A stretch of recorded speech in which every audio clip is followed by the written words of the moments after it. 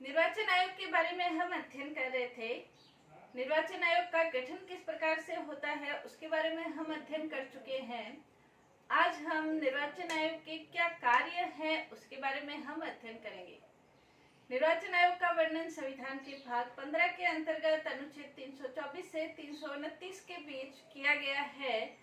निर्वाचन आयोग के द्वारा क्या कार्य किए जाते हैं। निर्वाचन आयोग की व्यवस्था संविधान के अंतर्गत की गई है, यानी कि एक संवैधानिक निकाय है।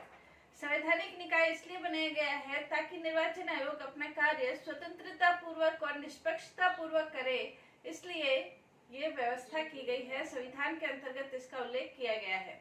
निर्वाचन आयोग के द्वारा क्या कार्य किए जाते हैं उसका अध्ययन आज हम करेंगे। सबसे पहला जो कार्य है, निर्वाचनों का पर्यवेक्षण करना, निर्देशन करना और नियंत्रण करना।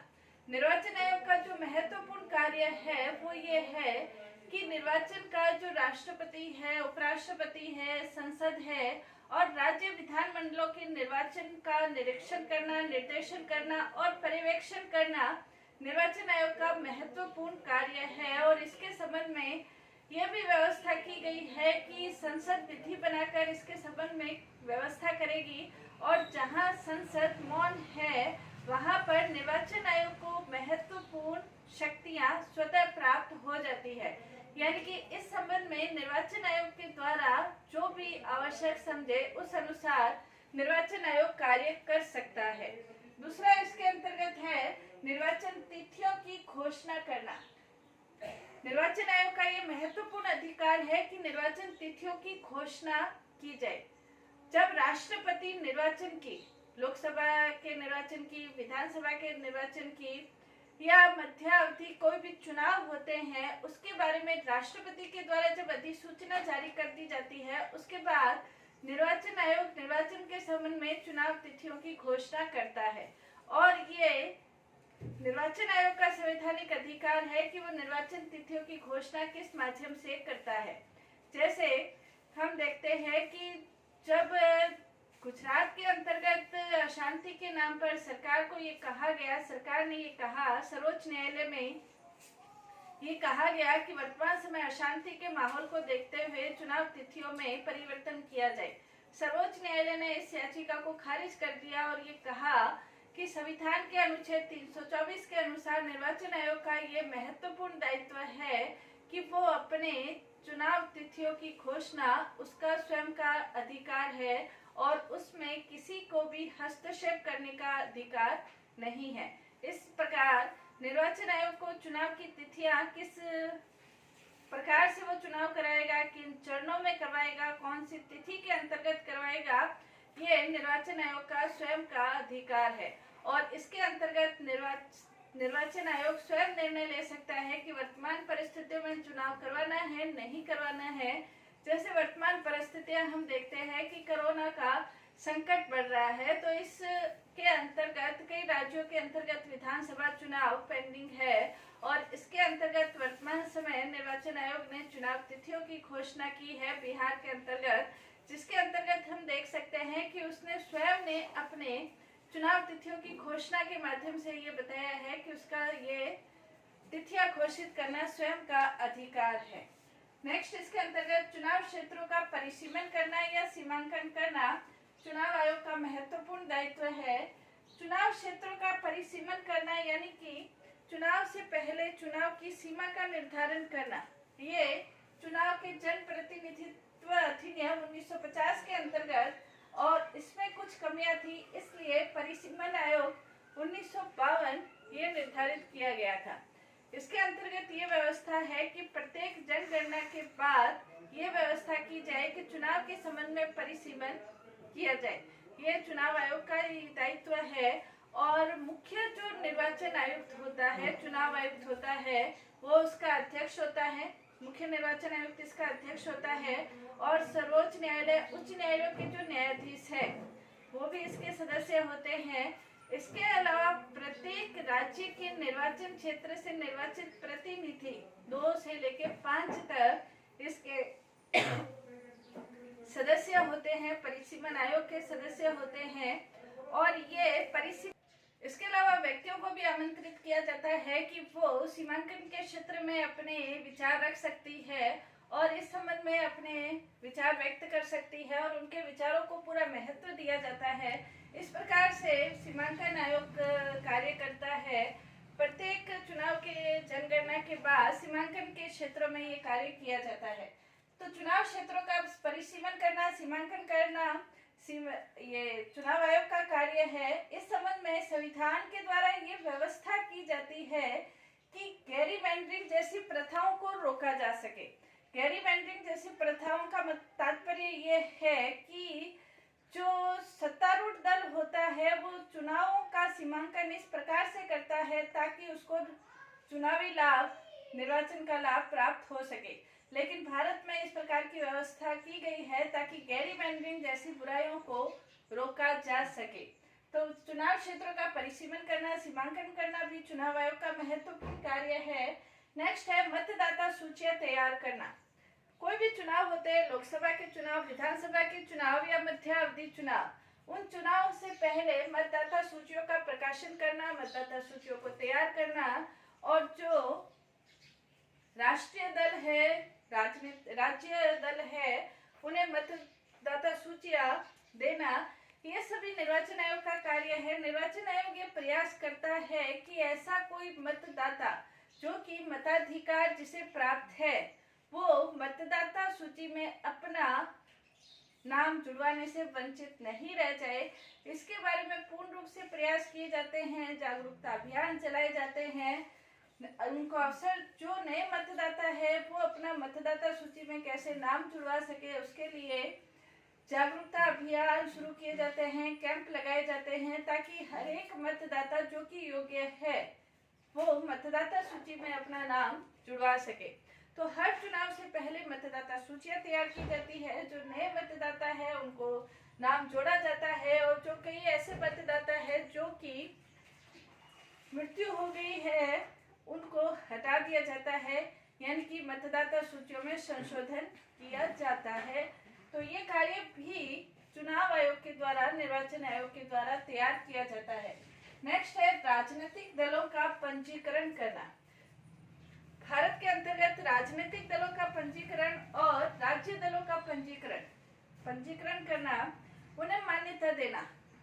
जो राष्ट्रीय दल है, चुनाव आयोग के द्वारा एक निश्चित क्राइटेरिया निर्धारित किया जाता है, यानी कि उतने प्रतिशत वोट या इतने प्रतिशत सीटें किसी भी दल को प्राप्त होती है तो वो राष्ट्रीय दल माना जाता है। इतने प्रतिशत वोट या इतने प्रतिशत सीटें किसी दल को प्राप्त होती है तो वो राज्य स्तरीय दल माना जाता है।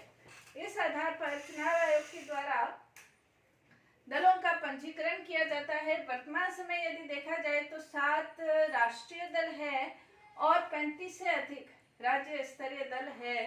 जो राष्ट्रीय दल है उसके लिए ये व्यवस्था की गई है कि इसे लोकसभा के करीब 2% सीटें प्राप्त होनी चाहिए, यानी कि करीब 11% के करीब 11 सीटें प्राप्त होनी चाहिए, 2% सीटें प्राप्त होनी चाहिए और इसके साथ लोकसभा में 4 सीटें प्राप्त हो और 6% वोट प्राप्त हो और 4 राज्यों में क्षेत्रीय दल के रूप में भी उसे मान्यता हो तो उसे राष्ट्रीय स्तरीय दल का दर्जा प्राप्त हो जाता है।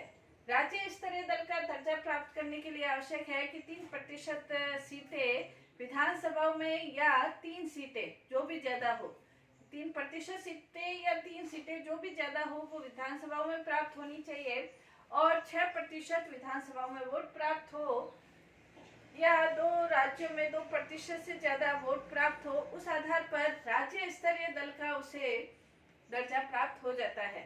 तो किसी दल को पंजीकृत करना राष्ट्रीय स्तर दल के रूप में, राज्य स्तर के दल के रूप में और बिना राष्ट्रीय, राज्य के भी अनेक ऐसे दल हैं जो कि निर्वाचन से पहले पंजीकरण कराते हैं।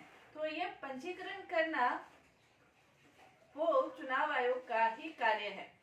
जो राष्ट्रीय स्तर के दल है उनके लिए चुनाव चिन्ह आरक्षित किए जाते हैं, उन्हें चुनाव चिन्ह प्रोवाइड करवाया जाता है।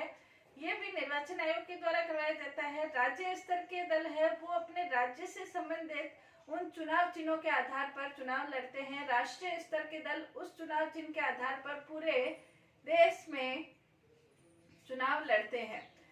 इसके अलावा जो राष्ट्रीय स्तरीय दल है, राज्य स्तरीय दल है, उनके लिए प्रचार की सुविधाएं प्रदान कराना, अन्य व्यवस्थाएं करना, ये भी चुनाव आयोग करवाता है। तो चुनाव आयोग राजनीतिक दलों को पंजीकरण करता है, उसको चुनाव चिन्ह प्रदान करता है जो उनके लिए आरक्षित है। इसके अलावा जो राष्ट्रीय स्तरीय, राज्य स्तरीय दल नहीं है, उन्हें चुनाव आयोग के द्वारा अपनी तरह से चुनाव चिन्ह दिए जाते हैं, जिसमें से वो चयन करके अपने चुनाव चिन्ह ले सकता है। तो ये सारे कार्य करना भी चुनाव आयोग का महत्वपूर्ण कार्य है। इसके अलावा चुनाव आयोग के द्वारा अर्थ न्याय कार्य भी किए जाते हैं। संविधान के अंतर्गत स्पष्ट रूप से उल्लेख है कि संसद के सदस्यों की अयोग्यता से संबंधित राष्ट्रपति चुनाव आयोग से परामर्श ले सकता है। यह अनुच्छेद 103 के अंतर्गत स्पष्ट रूप से कहा गया है। इसी प्रकार अनुच्छेद 102 के अंतर्गत अर्थ न्याय प्रकार के कार्य भी करता है। 103 और 192 के अंतर्गत 192 अनुच्छेद के अंतर्गत यदि राज्यों की विधानसभाओं के सदस्यों की कोई अयोग्यता से संबंधित कोई मामला है तो उसके बारे में राज्यपाल निर्वाचन आयोग के संबंध में इस प्रकार के परामर्श ले सकता है और ये कार्रवाई कर सकता है। इसके अलावा नेक्स्ट जो निर्वाचन आयोग का कार्य है वो चुनाव प्रक्रिया का संचालन करना। चुनाव का कार्य किस प्रकार से किया जाएगा, किन चरणों में किया जाएगा, किन अधिकारियों की नियुक्ति की जाएगी, किस प्रकार के प्रशिक्षण की व्यवस्था की जाएगी, जागरूकता अभियान किस प्रकार से चलाए जाएंगे, इस प्रकार की चुनाव व्यवस्थाओं का संचालन करना, अधिकारियों की व्यवस्था करना, अधिकारियों को अपने अंतर्गत लेना, ये सारे कार्य चुनाव प्रक्रिया के संचालन के अंतर्गत चुनाव आयोग के द्वारा किए जाते हैं। और इस संबंध में चुनाव आयोग का ये महत्वपूर्ण दायित्व रहता है कि जो चुनाव है वो निष्पक्ष रूप से और स्वतंत्रता पूर्वक संपन्न हो सके, इसके बारे में निर्वाचन आयोग के द्वारा कार्य किए जाते हैं। नेक्स्ट, निर्वाचन आयोग के द्वारा अन्य प्रकार के कार्य भी किए जाते हैं। अन्य प्रकार के कार्यों के अंतर्गत राजनीतिक दलों के लिए आचार संहिता का निर्माण करना, राजनीतिक दल आचार संहिता का निर्माण करना, आचार संहिता तैयार करना, राजनीतिक दल जो भी कार्य करते हैं उनके द्वारा जो कार्य किए जाए वो चुनाव आयोग के द्वारा जो आचार संहिता है उसके लिए ये व्यवस्थाएं हैं कि जो राजनीतिक दल है उसके लिए चुनाव आयोग ये व्यवस्थाएं करता है कि जैसे जो राजनीतिक दल है वो किसी भी प्रकार की नई घोषणाएं नहीं करेगा, नई नियुक्तियों की व्यवस्थाएं नहीं करेगा और वित्तीय योजनाओं की कोई घोषणा नहीं की जाएगी। इसके अलावा सरकारी वाहनों का प्रयोग नहीं किया जाएगा। जो सरकारी दौरे हैं वो भी चुनाव की अधिसूचना जारी होने के बाद नहीं होंगे। इसके अलावा जो विज्ञापन नीति आदि का खर्चा है, निर्वाचन जो अधिकारियों उम्मीदवारों के द्वारा राजनीतिक दलों का विज्ञापन नीति आदि का खर्चा है वो भी सरकारी खर्चे में से नहीं किया जाएगा। इस प्रकार की आचार संहिता जारी करता है, निर्देश देता है। आचार संहिता तैयार करने का कार्य ये भी निर्वाचन आयोग के द्वारा ही किया जाएगा। इसके अलावा चुनाव प्रचार की सुविधाएं दिलाना, जो राजनीतिक दल है राष्ट्रीय स्तर के और राज्य स्तर के जो राजनीतिक दल है उनको दूरदर्शन के ऊपर, रेडियो के ऊपर, अन्य स्तरों के ऊपर उनके लिए चुनाव प्रचार की व्यवस्था करना, चुनाव प्रचार की सुविधाएं प्रदान कराना, ये भी कार्य है। इसके अलावा निर्वाचन आयोग का ये दायित्व है कि वो चुनाव में व्यय की जाने वाली जो राशि है उसकी समय सीमा निर्धारित करे, निश्चित करे कि जो लोकसभा उम्मीदवार इतनी खर्च कर सकता है, विधानसभा इतनी खर्च कर सकता है, तो चुनाव की जो व्यय है उसकी सीमा का निश्चित करना भी चुनाव आयोग का कार्य है। इसके अलावा याचिकाओं के संबंध में निर्वाचन आयोग के पास जो विभिन्न प्रकार की याचिकाएं हैं उसके संबंध में परामर्श देना, ये भी निर्वाचन आयोग का कार्य है। प्रतिवेदन, अपने कार्यों के संबंध में प्रतिवेदन देना, सरकार को प्रतिवेदन देना और इस संबंध में कुछ सुझाव भी सरकार को प्रेषित करना, ये भी निर्वाचन आयोग का कार्य है। इसके अलावा प्रत्येक मतदाता के लिए फोटो युक्त पहचान पत्र जारी करना, फोटो युक्त पहचान पत्र जारी करना, ये भी निर्वाचन आयोग का फोटो युक्त पहचान पत्र जारी करना। इसके अलावा मतदाताओं को प्रशिक्षण प्रदान करना, जैसे वर्तमान समय इलेक्ट्रॉनिक वोटिंग मशीन है तो इलेक्ट्रॉनिक वोटिंग मशीनें कई बार मतदाताओं के लिए ये नई मशीनें रहती है, तो उसमें अपना वोट वो किस प्रकार से दे। तो इस संबंध में प्रशिक्षण, मतदाताओं को प्रशिक्षण देना, मतदान अधिकारियों को प्रशिक्षण की व्यवस्थाएं करना और उसके ऊपर के अधिकारियों को व्यवस्थाएं करना, ये सारे कार्य निर्वाचन आयोग के द्वारा किए जाते हैं। तो निर्वाचन आयोग का प्रमुख जो कार्य है चुनाव का निर्देशन करना, नियंत्रण करना और चुनाव का संचालन करना, ये सारे कार्य निर्वाचन आयोग के द्वारा किए जाते हैं। और निर्वाचन आयोग की ये रहता है कि सारे कार्य स्वतंत्रता पूर्वक और निष्पक्षता पूर्वक संपन्न हो, ताकि भारतीय लोकतंत्र अपना वास्तविक लोकतांत्रिक स्वरूप ग्रहण कर सके। ये प्रयास निर्वाचन आयोग के द्वारा किए जाते हैं। धन्यवाद।